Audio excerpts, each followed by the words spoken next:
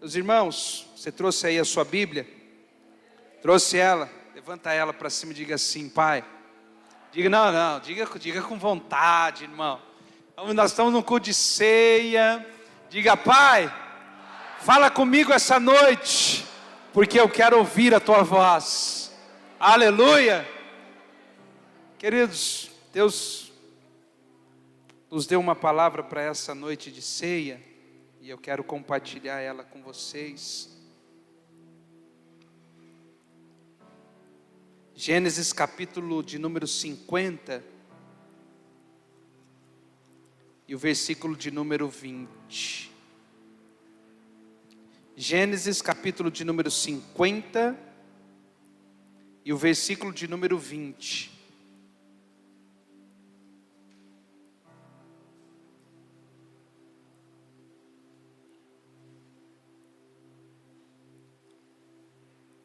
Os nossos irmãos, quem tem o controle do portão da igreja, veja se está aí no bolso, porque ele está abrindo e fechando o portão.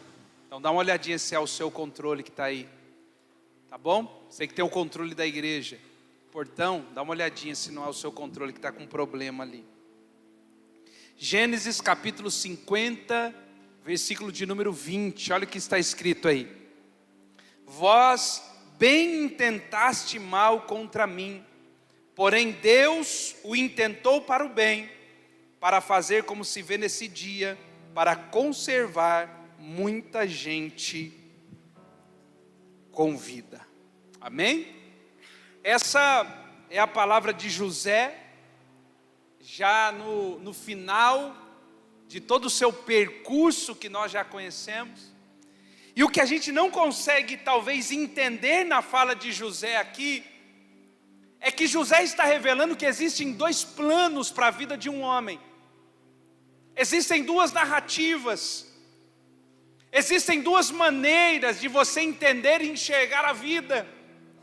É por isso que José está dizendo: olha, vocês tentaram um plano contra mim, mas o plano que vocês intentaram contra mim, Deus o transformou em bênção. Ou seja, vocês tinham um plano, vocês executaram um plano, e Deus pegou o plano que vocês tinham e transformou ele em bênção. Então veja, Deus te trouxe aqui essa noite para lhe dizer: existem dois planos que estão andando na nossa vida, e eu preciso tomar uma decisão para viver ou o plano terreno ou o plano eterno que Deus desenhou para mim. Para que você entenda isso, você precisa compreender algumas coisas. Primeiro, existem duas realidades: uma realidade natural e uma realidade eterna. Vou dizer de novo para você: não faz o menor sentido estar dentro de uma igreja, servindo a um Deus soberano, se você não entender que já existe um plano eterno, desenhado para você desde a fundação do mundo. Veja, os planos de Deus para a sua vida não começaram quando você entrou dentro de uma igreja evangélica e aceitou Jesus, não. Os planos de Deus para a sua vida começaram antes de você ser gerado no ventre da sua mãe. A questão é que alguns planos terrenos também começaram a ser executados. Então, existe uma realidade terrena e existe uma realidade espiritual. Existe um reino da luz e existe o reino das trevas. Existe o povo de Deus e um povo das trevas. Existem dois planos, um para destruição e morte, e outro para vida e vida com abundância. É interessante porque a maioria das pessoas chegam na igreja vivendo o plano terreno, e o plano terreno sempre acaba mal, irmão. Por maior que seja a sua boa intenção, por maior que seja o seu planejamento de vida, se você vive apenas debaixo de um plano terreno, deixa eu dizer para você, vai acabar frustrado, vai terminar mal. Agora, quando eu decido entrar no plano correto, por isso o tema dessa mensagem, o verdadeiro plano, Pastor, que plano verdadeiro é esse? É quando eu decido sair do plano terreno, o plano que desenharam para mim, o plano que arquitetaram para mim, e decido entrar no plano eterno de Deus. É aqui que existe o que nós precisamos entender. João, no capítulo 10, versículo de número 10, ele desenha muito bem isso. João coloca no seu evangelho exatamente aquilo que nós estamos dizendo: o ladrão vem senão para roubar, matar e destruir. Um plano. João já está dizendo, o plano dessa terra é exatamente esse: matar, roubar e destruir. Mas olha, não fique triste, existe um plano superior, e nesse plano superior eu vim para que tenham vida e vida em abundância. Se você não entendeu, existe abundância para o seu casamento, para a sua família, para o seu trabalho, para o seu ministério.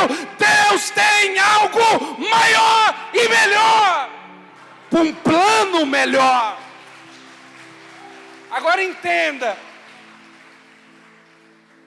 pastor, mas eu estou procurando isso, como é que... Veja, José está dizendo, irmãos, quando você entra no plano eterno, você deixa de culpar pessoas, você sai do estado de vítima e assume o papel principal da sua vida. Deixa eu dizer algo para você. Aquele José que foi jogado na cova, ficou dentro da cisterna, aquele José que foi vendido, aquele José que teve que trabalhar como escravo, aquele José que por causa da esposa de Potifar inventaram uma mentira, terminou dentro de uma prisão. Quando reencontrou os irmãos, ele poderia ter olhado para os irmãos e disse: a culpa é de vocês.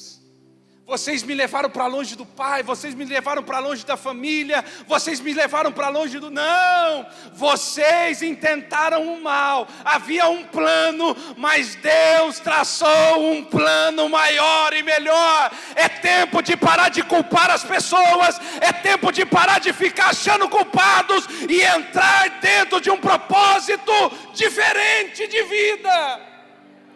Nesse plano, é o que Paulo disse em Romanos capítulo 8: todas as coisas cooperam para o bem daqueles que amam a Deus. Enquanto eu estou vivendo um plano natural e terreno, eu vou culpar as pessoas, eu vou culpar o governo, eu vou culpar o meu casamento, eu vou culpar todo mundo. Mas quando eu entro no plano eterno de Deus, não há culpados, há apenas algo. Deus já desenhou todo o percurso, e no percurso que Deus desenhou, tudo termina bem. Diga para a pessoa que está do seu lado: talvez você não tenha começado muito bem. Não diga para ele como quem fala com autoridade. Diga: talvez nós não tenhamos começado muito bem. Diga: mas louvado seja Deus pela palavra, porque melhor é o final das coisas do que o começo delas. Vamos entrar em um plano maior e melhor. Enquanto eu estiver olhando apenas para o plano natural, sabe o que é olhar para o plano natural, irmão?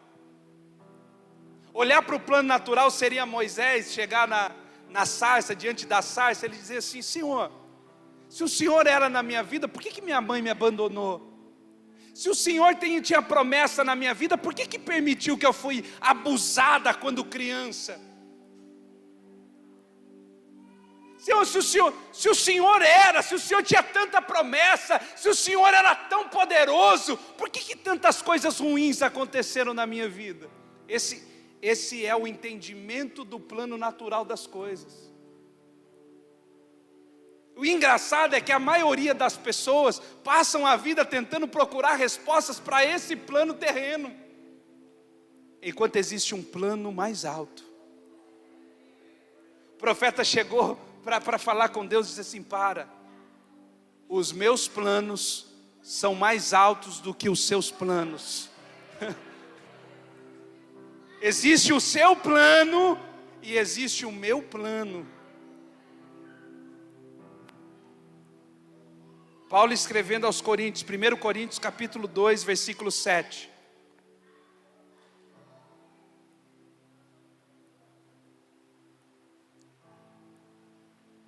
Primeiro Coríntios capítulo 2, versículo 7.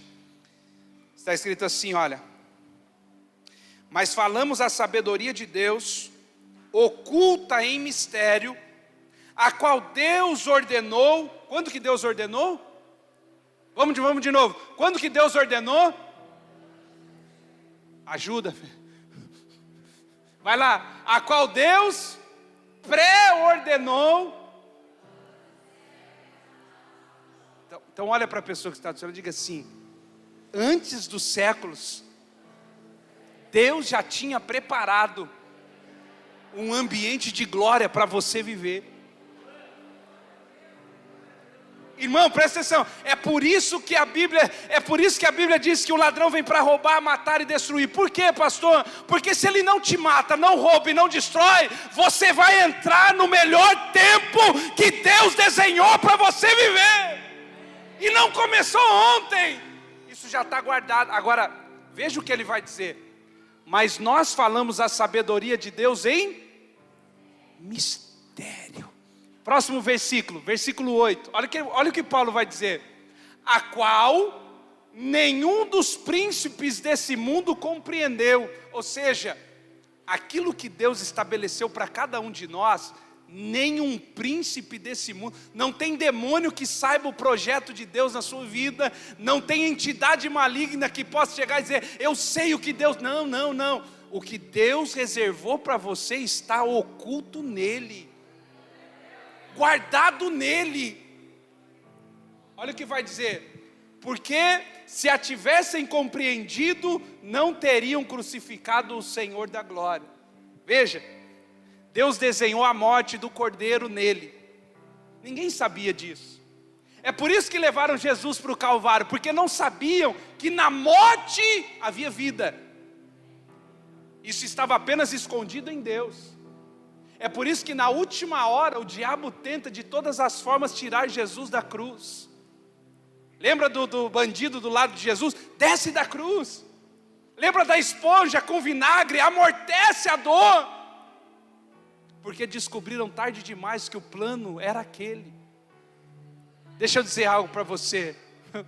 E se você pegar isso, eu não vou querer ver você sentado, irmão, de verdade.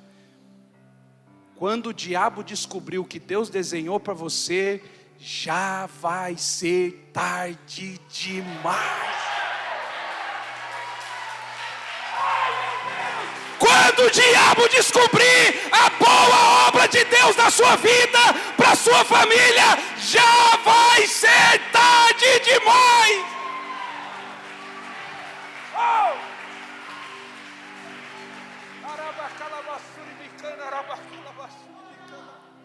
Já vai ser tarde demais, irmão. Sim, agora vamos acabar com a família. Agora é tarde. Agora nós já entramos num tempo de vida em abundância. Chega um tempo, meu irmão, presta atenção. Chega um tempo que não tem mais o que fazer. É por isso que você vai encontrar que tentaram matar Moisés enquanto criança. Vai se repetir em Cristo Jesus. O mesmo é dito para matar as crianças. Se mata enquanto é pequeno, porque se crescer é tarde demais. E deixa eu profetizar a alguns chegando num tempo de maturidade. Você está chegando num tempo onde vai ser tarde demais.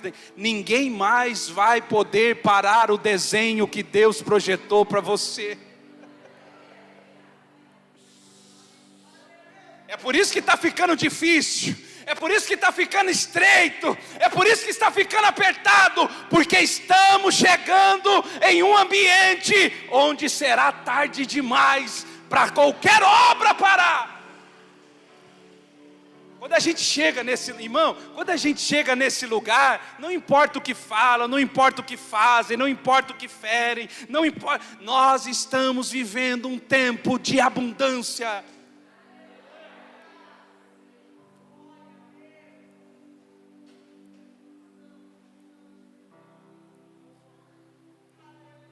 Ai, pastor, como está difícil. Não, irmão, não é difícil. É você chegando perto do desenho eterno de Deus para você. É ali que o casamento será restaurado.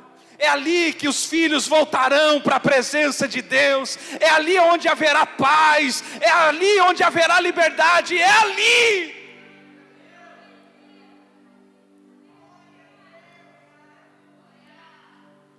Quando Jesus chegou no Calvário, não adianta tentar tirar, mandar descer, dizer assim, é tarde demais. Levante sua mão direita para cima e diga assim, mas irmão, presta atenção, diga como quem crê. Se isso não, presta atenção, não fala isso para me agradar não, eu já estou nesse lugar, eu não preciso disso. Se não está queimando aqui, não diga. Mas se você sentiu que isso é para você, diga assim, Satanás.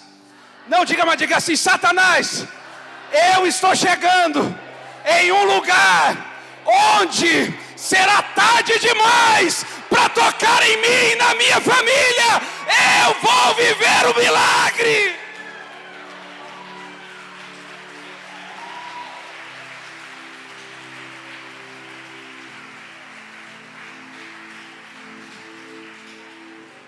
Versículo 9, olha o que Paulo vai dizer, por quê?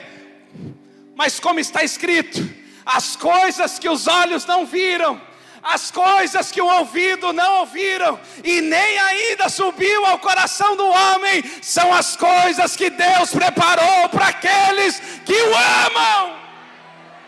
Você não viu, nem ouviu, e nem ainda subiu ao seu coração tudo aquilo que Deus sonhou para você. Existe um plano diferente desse, irmão. A gente vem à presença de Deus apenas debaixo de um plano terreno, e a gente tenta apresentar esse plano para Deus, dizendo, Senhor, está dando tudo errado. Não é que está dando tudo errado, é você andando no plano errado. O plano não era esse, o desenho não era esse. E aí então eu preciso ajustar e dizer, Senhor, eu não quero mais esse plano não. Veja, muitas vezes, ou na maioria das vezes, nós só vamos encontrar o plano correto, cristiano, depois da prova. Quando você lê Daniel capítulo 3, você vai encontrar 3 jovens, Sadraque, Mesaque e Abidnego. Esses 3 jovens receberam um plano de morte. Diga comigo, eles receberam um plano de morte.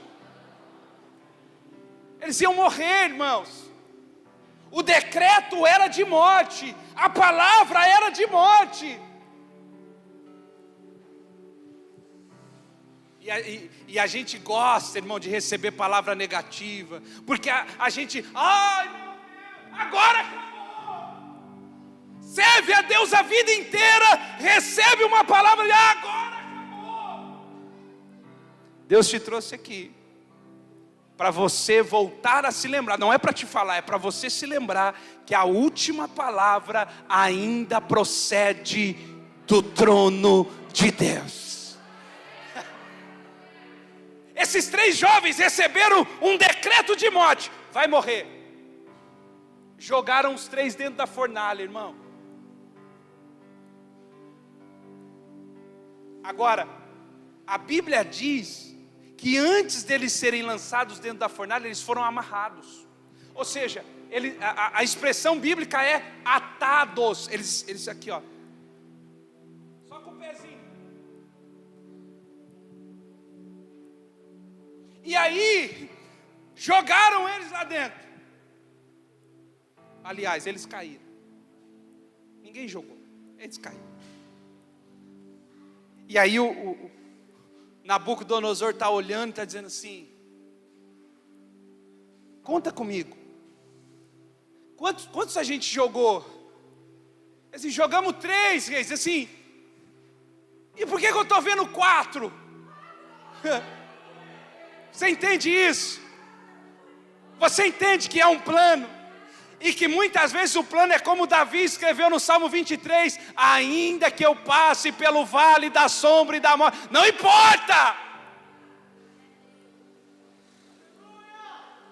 Eles entraram na fornalha com um decreto de morte, mas tinha um outro plano, irmãos. O plano de Nabucodonosor era: queima os meninos.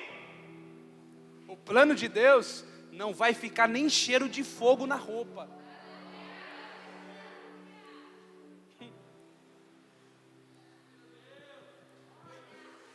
Irmão, eles estavam dançando no meio do fogo.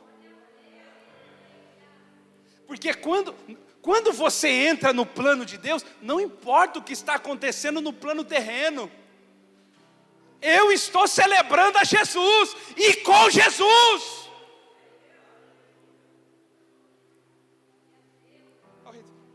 Tira. Aí, presta atenção. A última palavra do rei para os meninos, Daniel 3,30, coloca, Fê, para a gente. Diga comigo, eles entraram na fornalha. Não, diga, eles entraram na fornalha com uma palavra de morte e saíram da fornalha. Então o rei fez. Espera aí, não era para morrer? Diga, no plano dos homens, no plano terreno era morte, no plano eterno, prosperar. Diga para a pessoa que está do seu lado, essa fornalha não é para morte, é para te prosperar. Então o rei fez prosperar a Sadraque, Mesaque e Abidnego na província de Babilônia.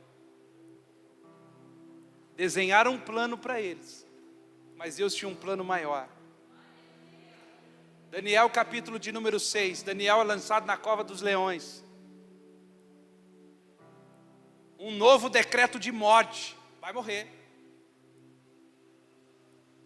Não passa, vai ser jogado na cova, decreto de morte, plano de morte. Daniel capítulo 6, versículo 28. Olha, parece a mesma palavra. Então Daniel, pois... O que aconteceu com Daniel depois da cova? Então entenda, depois da fornalha de fogo, os 3 jovens, depois da cova dos leões, Daniel, depois dessa prova terrível que você está passando, haverá prosperidade de Deus.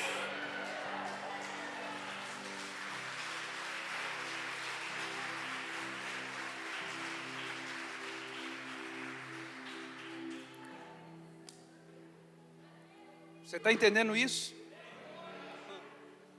Pastor, eu não entendo por que eu estou passando por tudo isso. Porque, veja, é dessa forma, passando pela morte, que você encontra a vida. Às vezes a gente precisa ver a morte de perto, para entender a importância da vida. Você está aí? Ai, Senhor. Deixa eu lembrar você. Naquele dia, a fornalha de fogo estava 7 vezes mais quente do que o normal. Mas não tem problema. Há um plano. E no plano de Deus, você não morre ainda. Diga para o irmão que está do seu lado, diga, no plano de Deus ainda não acabou.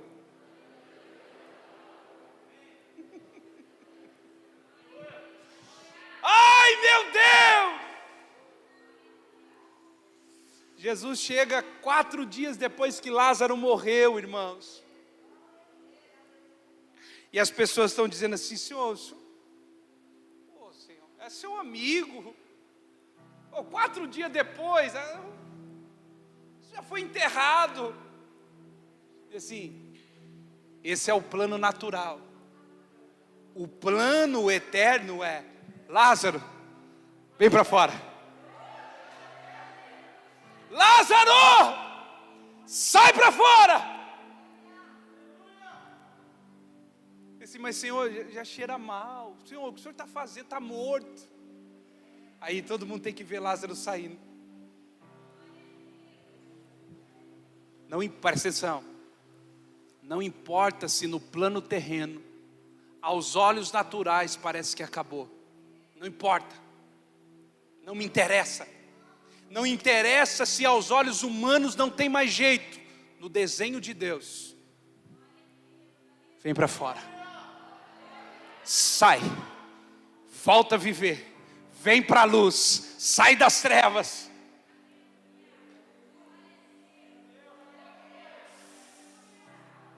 Pastor, como desfrutar do verdadeiro plano de Deus? Anote aí, número 1. Era só a introdução.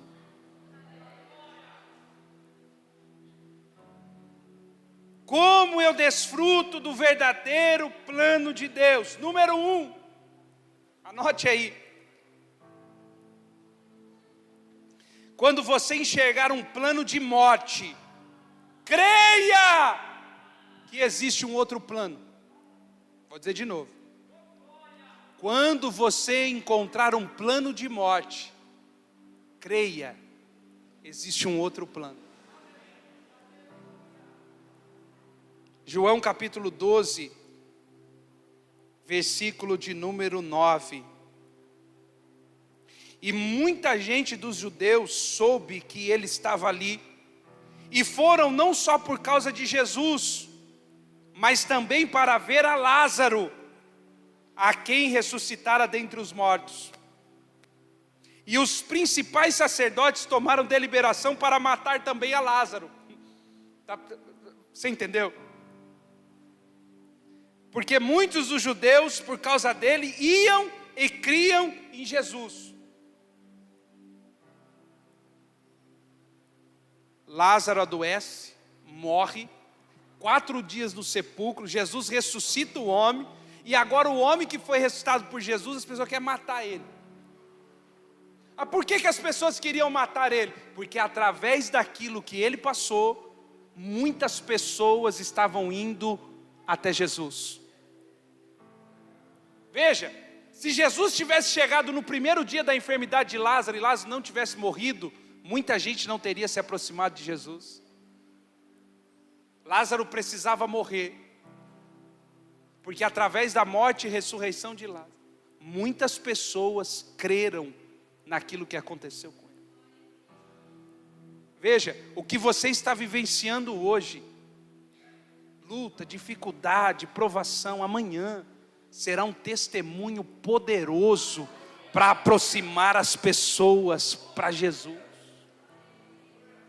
Hoje é luta. Uma coisa que eu acho lindo é quando as pessoas chamam aqueles homens chamados heróis de guerra. Diz assim: vem cá, nós vamos homenageá-lo, nós vamos dar uma medalha. Veja, aquilo que um dia foi a prova, aquele homem colocou a sua vida em risco, agora é testemunho. Nós queremos honrá-lo. Agora presta atenção, filho. Não existe vitória para quem não chega do outro lado. Não tem como. Vai ter momentos, presta atenção, vai ter momentos que você vai ter que entrar na sepultura. A porta da sepultura vai fechar, vai ficar tudo escuro, vai ficar sozinho, vai. E não é porque as pessoas te abandonaram, é porque tem que ficar lá dentro.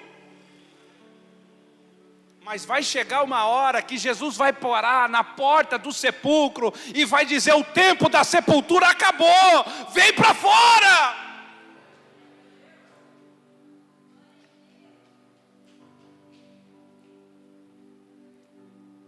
Deus tirando Lázaro, e aquilo que era, irmão, aquilo que era motivo de dor, de angústia, para toda a família de Lázaro, agora fazia as pessoas se aproximar de Jesus.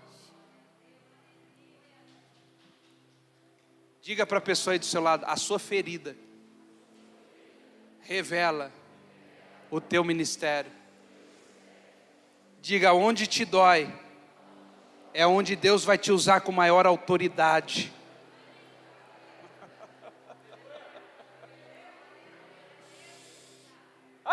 Eu gosto muito de Jesus depois da ressurreição. Jesus depois da ressurreição está tendo que ouvir um rapazinho chamado Tomé dizendo assim: eu só acredito se eu colocar o dedo na ferida. Porque tem gente assim, irmão. Tem gente tão incrédulo que eu só acredito se eu colocar o dedo. E aí a Bíblia diz que Jesus aparece no meio da sala, não abre porta, ele simplesmente aparece: graça e paz. Tomé, toca aqui. Sabe por quê? Precisa chegar um ponto na nossa vida onde as feridas podem ser tocadas pelos outros.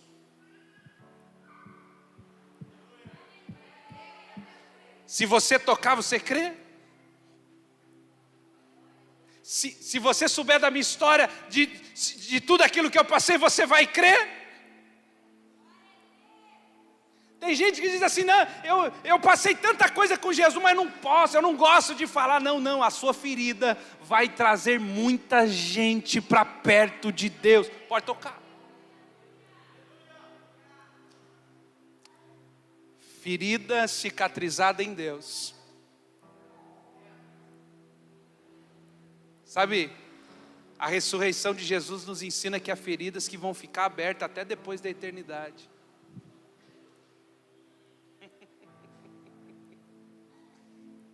E elas vão servir para isso, pode tocar. São a marca de quem venceu. Irmão, só Deus sabe as marcas que você tem. Mas enquanto ficar só para você, não serve para nada. Isso precisa ser exposto.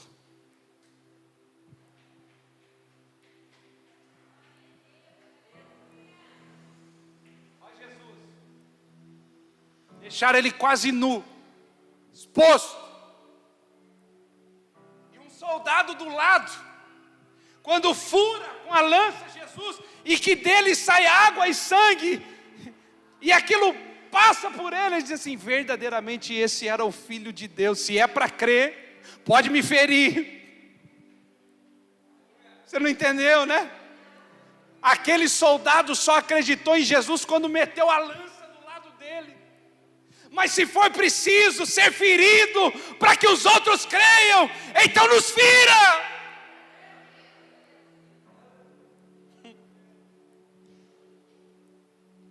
Número 2. Pastor, como vivenciar esse verdadeiro plano? Número 2. Nunca, jamais pense que quem está no controle do plano é o diabo. O diabo só tem autoridade quando você decide viver o plano humano. Quando você entra num plano eterno, o diabo perde a autoridade. O diabo não pode tocar em você, irmão. Eu gosto muito de uma ilustração que fala de Martinho Lutero. Tem uma ilustração que fala que Martinho Lutero um dia estava dormindo e ele escutou os passos dentro do quarto, aproximando da cama. E aí ele acordou, aí ele virou, e quando ele virou, ele viu que era o diabo do lado da cama. E aí ele disse: ô diabo, é você? Virou do outro lado e voltou a dormir. Simples assim. Pastor, tem uma coisa ruim aqui na minha casa, tem uma entidade, tem uma coisa. Em qual plano você está? Porque se você estiver no plano eterno, nenhuma maldição está sobre a sua tenda, praga alguma chegará à sua casa. Esse é o plano eterno. No plano eterno, é só acender a luz, irmão. Você entendeu ou não? Lembra que a gente apagou as luzes? Diga comigo, a luz não pede licença para as trevas. Ela chega e as trevas têm que ir embora.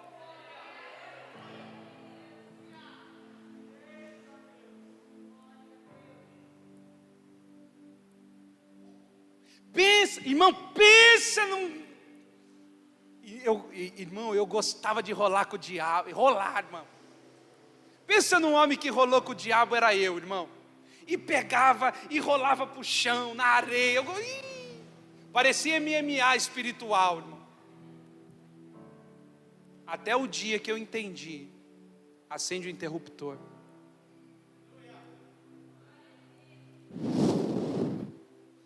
Como foi diferente. Por quê? Olha o que está escrito. Gênesis 45, 5.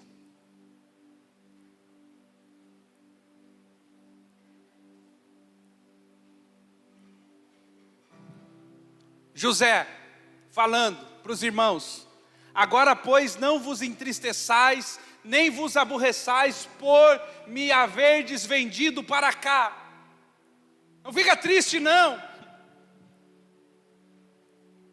Por quê? Olha, José. Porque para preservar a vida é que Deus... Vocês acharam que era parte do plano de vocês. Vamos vender José, vamos mandar José para longe. Mas Deus tinha um plano que era para me trazer na frente. Não é o diabo que está no controle do plano. Deus está com um plano melhor e maior a respeito da nossa vida.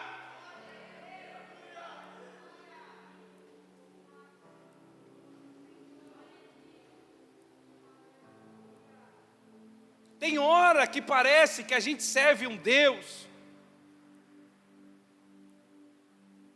e a gente fica refém do diabo.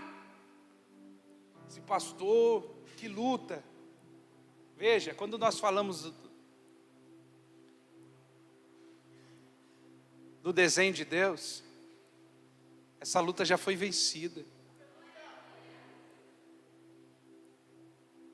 É por isso que Jesus disse: eu dou para vocês toda a autoridade para pisar sobre serpentes e escorpiões e sobre todo o poder do inimigo, e nada vos causará dano.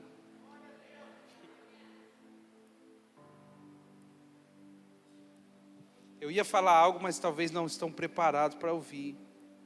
Deixa para depois. Ponto número 3.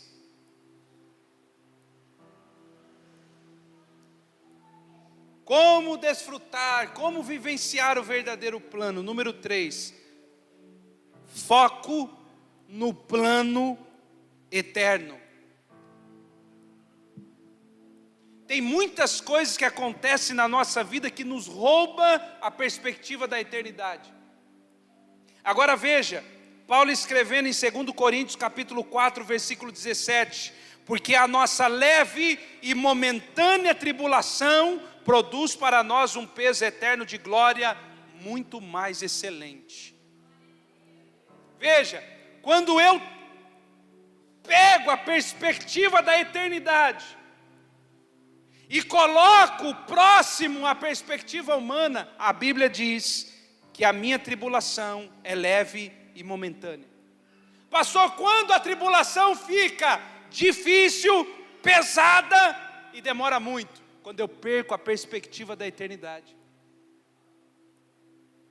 Quando eu estou apontado para a eternidade, a Bíblia diz que a tribulação é leve e momentânea, ela passa.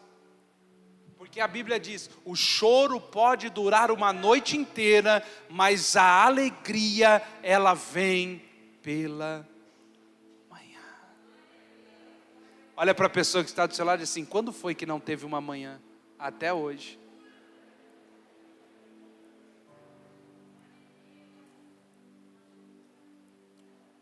por mais intensa que seja a noite, a gente sabe que vai chegar a hora do romper do sol, e a escuridão tem que ir embora. É por isso que a Bíblia diz que a luz do justo é como a luz. O que é a luz da aurora? O que é a luz da aurora? O que é a luz da aurora? Diga, é a luz da manhã.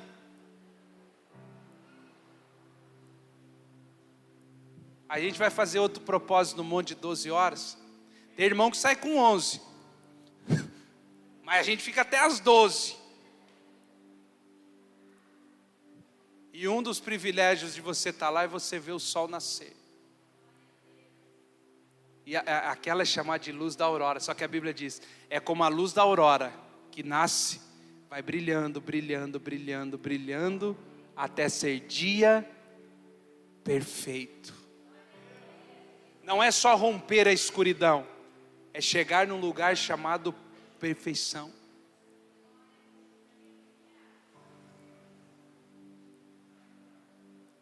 Número 4. 4 e último.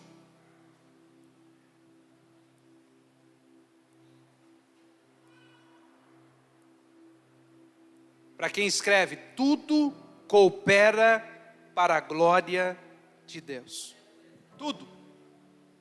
João capítulo 9, a partir do versículo de número 1. João 9, a partir do versículo de número 1. E passando Jesus viu um homem cego de nascença. E os seus discípulos lhe perguntaram dizendo, Rabi, quem pecou, este ou seus pais, para que nascesse cego? Essa talvez seja a pergunta que todo mundo gosta de fazer. Os discípulos estão passando por Jesus, tem um cego de nascença, e vem a pergunta que não quer calar, quem pecou? Qual pecado tem para que isso está acontecendo? Porque tem que ter algum pecado, Senhor. Não é possível. Quem foi que pecou para que esse homem nascesse dessa maneira? Essa é a geração de hoje. É uma geração que quer dar o diagnóstico de tudo e não sabe de nada. Ah, eu sei porque é isso, Senhor. Porque ou ele ou o pai dele pecou, por isso ele está desse jeito. E Jesus vem com o diagnóstico, um plano maior. Sabe qual é a resposta de Jesus? Jesus respondeu, nem ele e nem os seus pais, mas foi assim para que se manifeste nele as obras de Deus. A gente podia encontrar de tudo. Não, vamos tentar achar por que ele está assim. Não. Vamos dar uma nova perspectiva para os problemas da vida. Você está passando por esse problema porque é a oportunidade para que Deus se manifeste. Eu não quero saber que pacto você fez, eu não quero saber se seu pai entregou a sua vida para Jesus. Eu sei que você chegou no momento para eu lhe dizer, isso era para a glória de Deus.